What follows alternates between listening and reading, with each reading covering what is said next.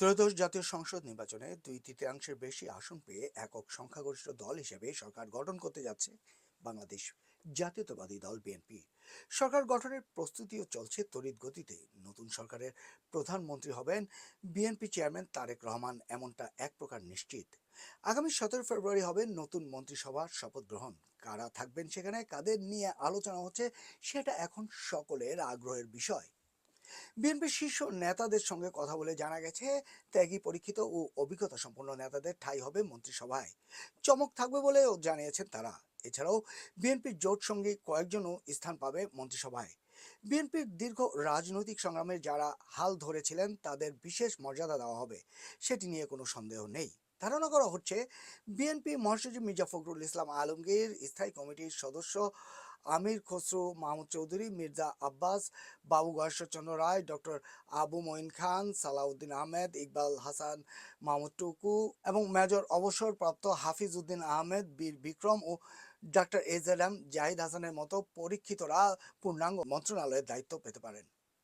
এছাড়া Shahid Uddin Chowdhury any, Lutfuzzaman Babur, Shama Wazed, advocate Asaduzzaman, Osman Faruk, Ali আসগার lobby, doctor Khandakar Mosharraf Hossain, আনম এহসানুল হক মিলন, Mohammad Barkatullah blue, Abdul আওয়াল Mintu, Joynal Abedin Faruk, barrister Kaiser Kamal, ABM Ashraf Uddin, নিজান মিয়া, নুরুদ্দিন আহমেদ অপু, সুলতান সালাউদ্দিন টুকু, অনিন্দা ইসলাম অমিত, রকিবুল ইসলাম বকুল, নিতাই রায় চৌধুরী, আজিজুল বাড়ি হেলাল, ব্যারিস্টার মীর হেলাল, মিজানুর রহমান মিনু, রুহুল কুদ্দুস তালুকদার দুলু, নওশাদ জামের, গিয়াস উদ্দিন কাদের চৌধুরী, হুম্মাম কাদের চৌধুরী ও এস জিলানির নাম নিয়েও চলছে আলোচনা। জোট সঙ্গীদের মধ্যে ব্যারিস্টার আন্দালিব রহমান পার্থ, ববি হাজ্জাজ, জুনায়েদ সাকি ও নুরুল হক নূর মন্ত্রিসভায় স্থান পাওয়ার জোর আলোচনা রয়েছেন। বিএনপির স্থায়ী কমিটির সদস্য আমির খসরু মাহমুদ চৌধুরী পররাষ্ট্র মন্ত্রণালয়ের দায়িত্ব আসার জোর গুঞ্জন রয়েছে। সর্বশেষ বিএনপির চেয়ারম্যান তারেক রহমানের প্রেস কনফারেন্সে বিদেশি সাংবাদিকদের প্রশ্নের জবাবের সময় এই বিষয়টি লক্ষ্য করা গেছে। উল্লেখ্য, তিনি 2001 সালের বাণিজ্য মন্ত্রণালয়ের মন্ত্রী হিসেবে দায়িত্ব পালন করেছেন। 2001 থেকে 2006 সাল পর্যন্ত বিএনপির সরকারের শিক্ষা প্রতিমন্ত্রীর দায়িত্ব পালন করেছিলেন আনম এহসানুল হক মিলন। ওই সময় শিক্ষা ব্যবস্থার উন্নয়ন ও নকল দমনে তিনি অনেক পদক্ষেপ নিয়েছিলেন। নতুন মন্ত্রিসভায় তিনি শিক্ষা মন্ত্রণালয়ের দায়িত্ব পেতে পারেন বলে ধারণা করা হচ্ছে। স্বাস্থ্য মন্ত্রণালয়ের দায়িত্ব পাওয়ার সম্ভাবনা রয়েছে বিএনপির প্রয়াত চেয়ারপারসন বেগম খালেদা জিয়ার ব্যক্তিগত চিকিৎসক ও দলটির স্থায়ী কমিটির সদস্য অধ্যাপক doctor A Z M Zahid Hossain. বিএনপির স্থায়ী কমিটির সদস্য ইকবাল হাসান মাহমুদ টুকু বিদ্যুৎ, জ্বালানি ও খনিজ সম্পদ মন্ত্রণালয়ের দায়িত্ব পাবেন বলে অনেকে ধারণা করছেন।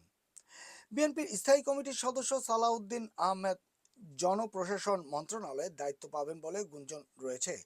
এছাড়া স্থানীয় সরকার, পল্লী উন্নয়ন ও সমবায় মন্ত্রণালয়ের দায়িত্ব পেতে পারেন বিএনপির মহাসচিব মির্জা ফখরুল ইসলাম আলমগীর। তবে জোর গুঞ্জন রয়েছে, বর্ষিয়ান এই রাজনীতিবিদ হতে পারেন রাষ্ট্রপতি।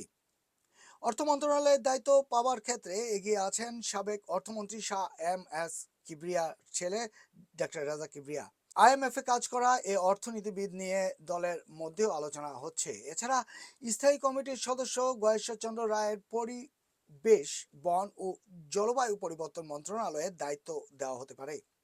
এর আগেও তিনি একই মন্ত্রণালয়ের দায়িত্ব পালন করেছিলেন। মির্জা আব্বাসকেও গণপূর্ত মন্ত্রণালয়, অ্যাডভোকেট ফজলুর রহমান মুক্তিযুদ্ধ বিষয়ক মন্ত্রণালয়, স্থায়ী কমিটির সদস্য ডক্টর আব্দুল মঈন খানকে পরিকল্পনা মন্ত্রণালয়ের দায়িত্ব দেওয়ার জোর গুঞ্জন রয়েছে। টেকনোক্রেট কোটায় যারা আলোচনায় রয়েছেন, বিএনপির সিনিয়র যুগ্ম মহাসচিব অ্যাডভোকেট রুহুল কবির রিজভীকে টেকনোক্রেট কোটায় তথ্য ও সম্প্রচার মন্ত্রী করা হতে পারে বলে দলীয় অভ্যন্তরে আলোচনা রয়েছে।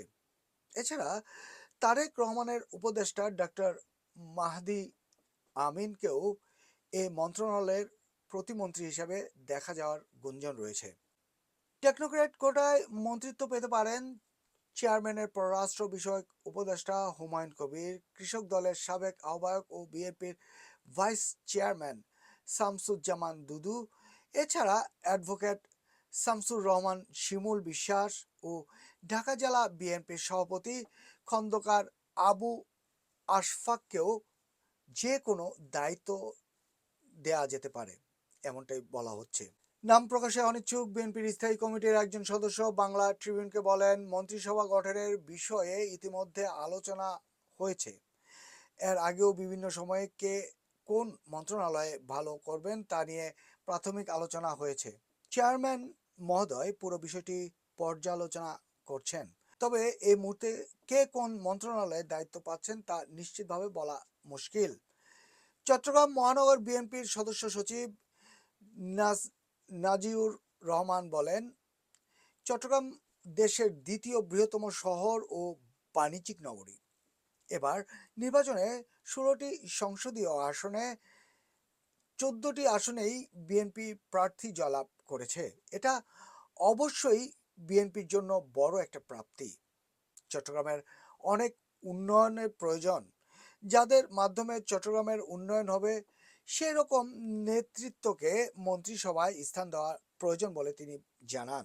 এরকমই আলোচনা চলছে। আসলে আগামী 17ই ফেব্রুয়ারি মন্ত্রী পরিষদ গঠন হবে এবং কে কোন মন্ত্রী সভায় অধিষ্ঠিত হবেন, কার কোন মন্ত্রণালয়ে থাকবে, এই বিষয়টি আংশিকভাবে আমরা এমনটাই জানতে পেরেছি। তো আগামীতে বিএনপির জন্য সাদর সম্ভাষণ, নতুন মন্ত্রিসভা, নতুন নতুন এমপিদের নিয়ে সরকার এগিয়ে যাবে এবং দেশ হবে সমৃদ্ধশালী, এমনটাই প্রত্যাশা এখন সকলের। বিএনপির হাতে এখন পুরো দেশ।